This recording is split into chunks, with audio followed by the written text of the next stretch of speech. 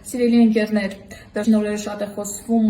ընտրությունների օրը ընտրախախտումների վերաբերյալ, փաստահեն, տեսախցիկներով ամեն ինչով արձանագրված, բայց ես կուզենայի խոսել նախընտրական բռնաճնշումների մասին, խախտումների մասին։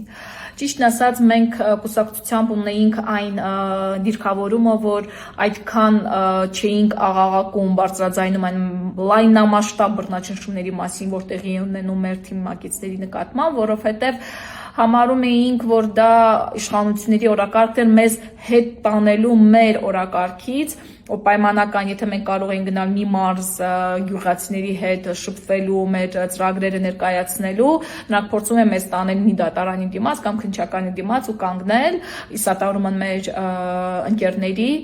Ես համարում եմ, որ մեր ընտրած մարտավարությունը ճիշտ էր, որովհետև մենք տանում էինք մեր օրակարգը, իսկ մեր թիմակիցները ստանում են լիարժեք ու ստանում են իրավաբանական աջակցությունը, իսկ քաղաքական տեսակետից մենք գնում էինք մեր օրակարգով չտրվելով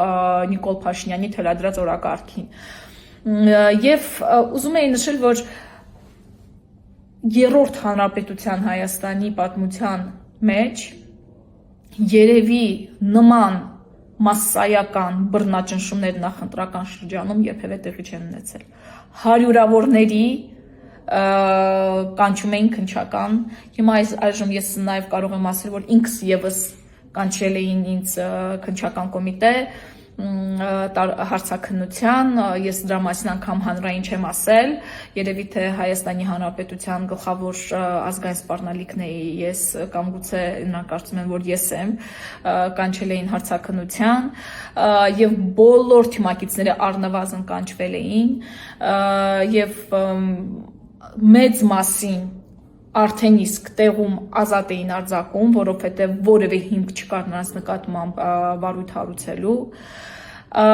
բայց դա նրանք ձգտում էին այդպիսով մեզ շեղել մեր օրակարգից, նեյտրալիզացնել որոշներին եւ այլն, բայց ուզում եմ ասել, որ մեր ընկերները, օրինակ նույն Ալիկա Ալեքսանյան, հիշում եմ, որ դատի օրը փաստաբանի միջոցով փոխանցել էր, որ մենք դատարանի դիմաց չկանգնենք, այլ գնանք հանգստանալու, որովհետև հաջորդ օրը շատ կարևոր օր է։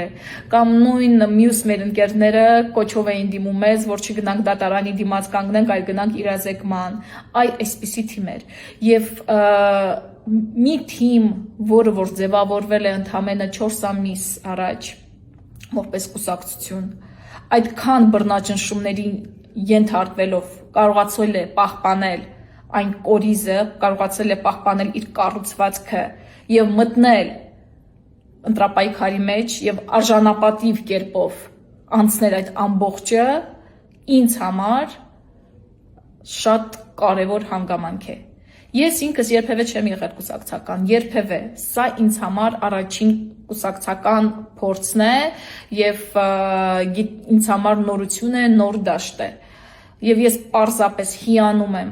մեր կուսակցության